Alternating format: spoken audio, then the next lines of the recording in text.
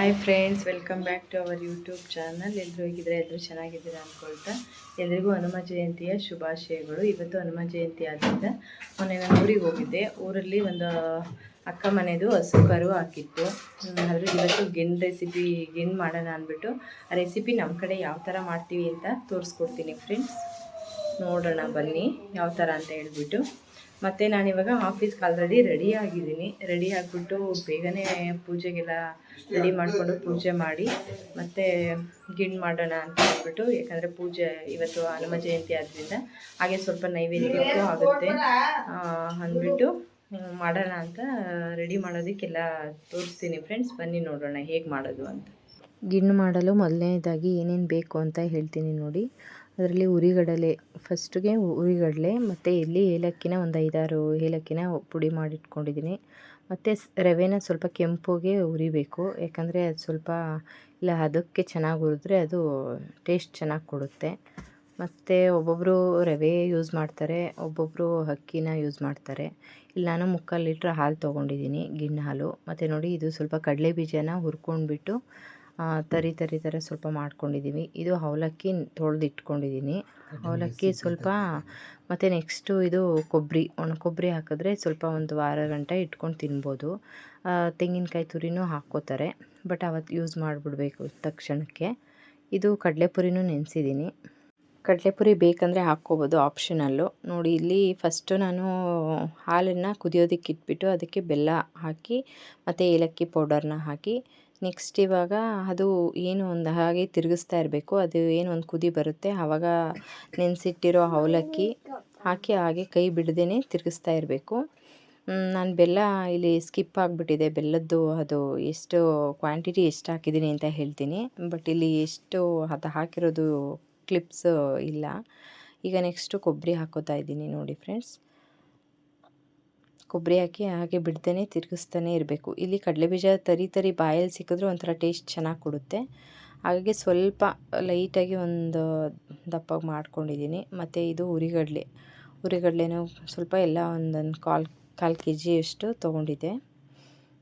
Next ಅದು ಹಾಗೆ ತಿರುಗಿಸ್ತಾ ಇರಬೇಕು. ನೆಕ್ಸ್ಟ್ ನೋಡಿ, ಅದು ಕುದಿ ಬರ್ತಿದ್ದಂಗೆ ಇದೆಲ್ಲ ಹಾಕಿ ಆದಮೇಲೆ ನೆಕ್ಸ್ಟು ರವೆ ಹಾಕ್ಕೋತೀನಿ.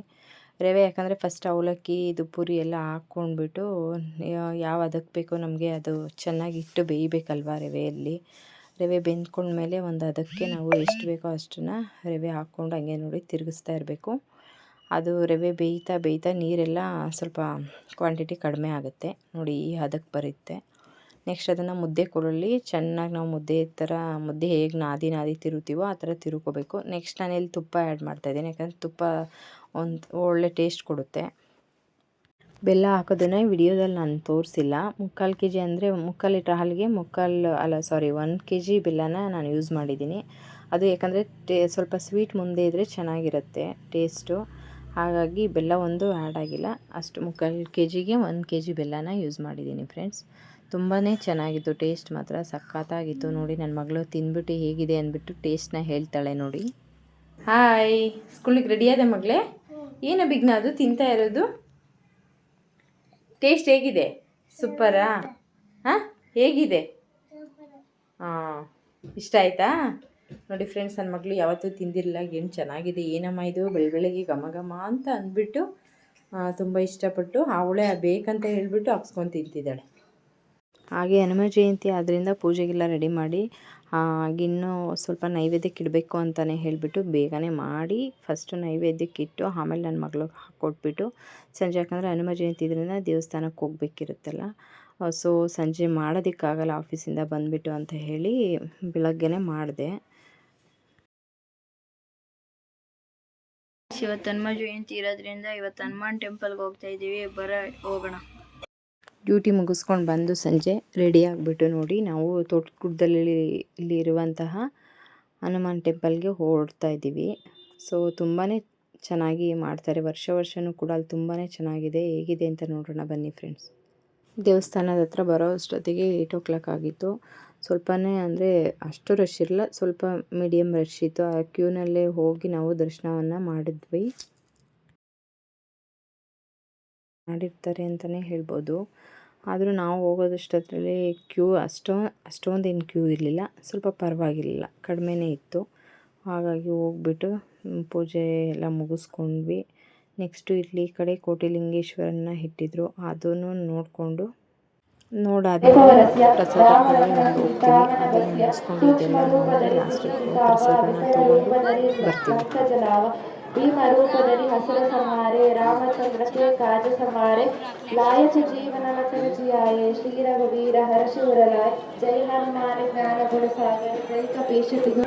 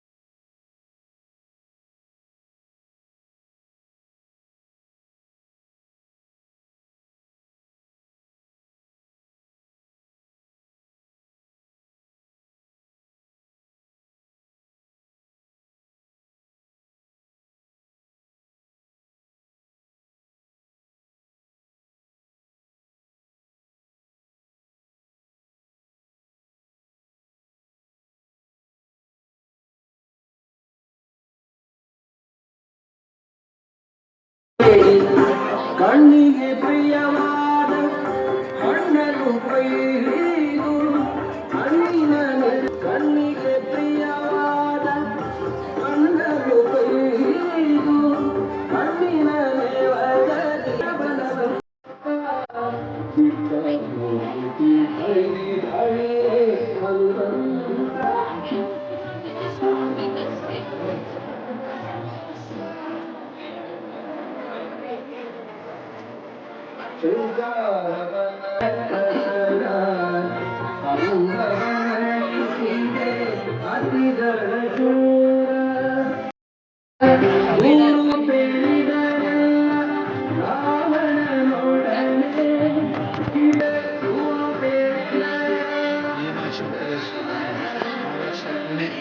ಪುಣೆಯಲ್ಲಿರೋದು.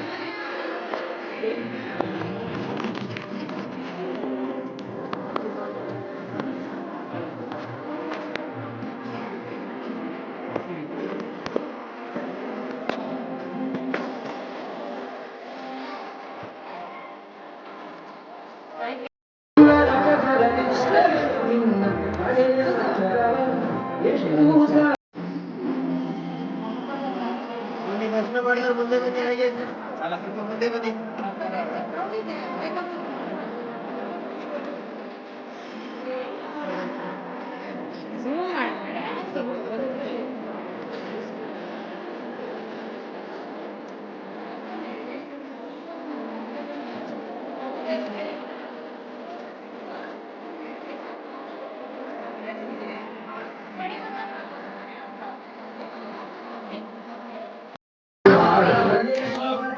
ಮಂಗಳಂ ಶ್ರೀರಾಮಚಂದ್ರ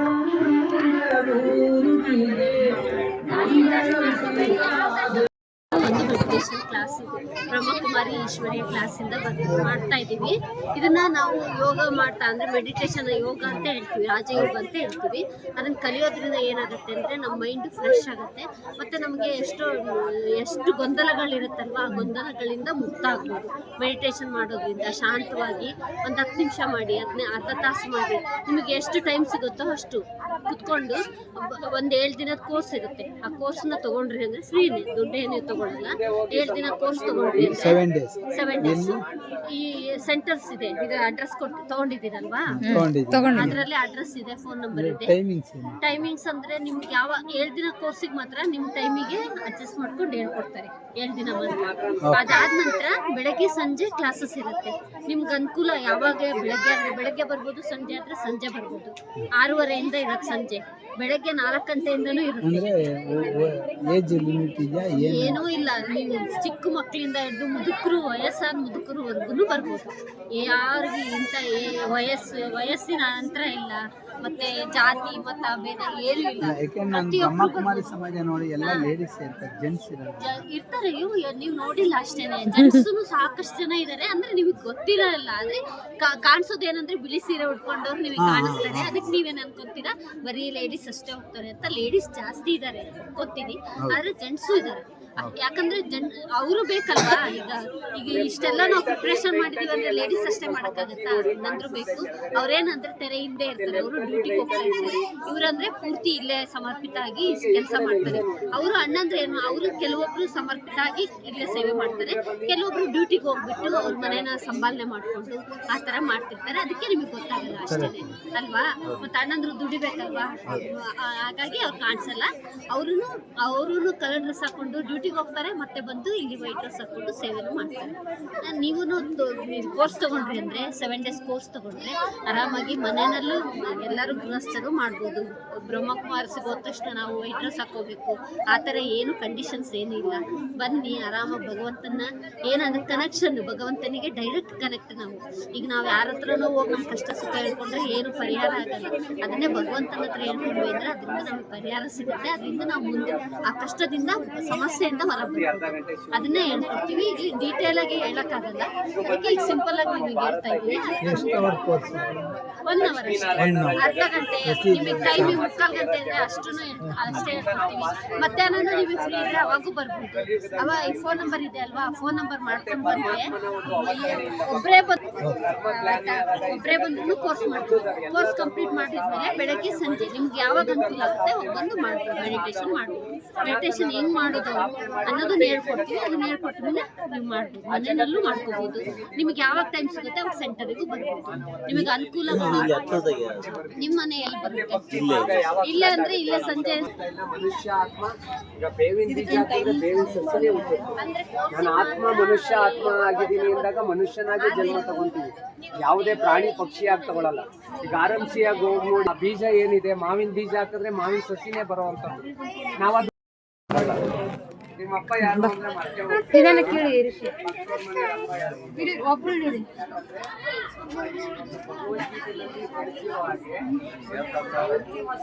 ಪರಮಾತ್ಮನ ಅವತರಣೆ ಆಗಿ ಅನೇಕ ಧರ್ಮಗಳನ್ನ ವಿನಾಶ ಮಾಡಿ, ಭಗವದ್ಗೀತೆನಲ್ಲಿ ಇದೆ ಎಲ್ಲಾ ಧರ್ಮಗಳನ್ನ ವಿನಾಶ ಮಾಡಿ ಒಂದು ಧರ್ಮವನ್ನ. ಹೌದಾ? ಯಾಕೆ ಮಗ್ನೆ ವಾಶ್ರೂಮ್ಗೆ ಹೋಗ್ಬೇಕಾ ಮಗ್ನೆ? ಫೈನಲ್ ಆಗಿ ಎಲ್ಲನ ನೋಡ್ಕೊಂಡು ಆದಮೇಲೆ ನೋಡಿ ಫ್ರೆಂಡ್ಸ್, ಈ ಥರ ತುಂಬಾ ಚೆನ್ನಾಗಿ ಅಲಂಕಾರ ಮಾಡಿದ್ವು. ನೆಕ್ಸ್ಟಲ್ಲಿ ನಾವು ಕೂತ್ಕೊಂಡಿರೋ ಹತ್ರ ಒಂದು ಸೆಲ್ಫಿ ತೊಗೊಂಡ್ವಿ. ನನ್ನ ಮಗಳು ಕೂಡ ಹನುಮನ ಹತ್ರ ಹೋಗಿ ಏನದು ಬೆಟ್ಟ ಹೊತ್ಕೊಂಡಿರೋ ಥರದ ಸ್ಟ್ಯಾಚು ಹತ್ರ ಅವಳು ಫೋಸ್. ಯಾರೆಲ್ಲ ಈ ವಿಡಿಯೋನ ನೋಡ್ತಾ ಇದ್ರೆ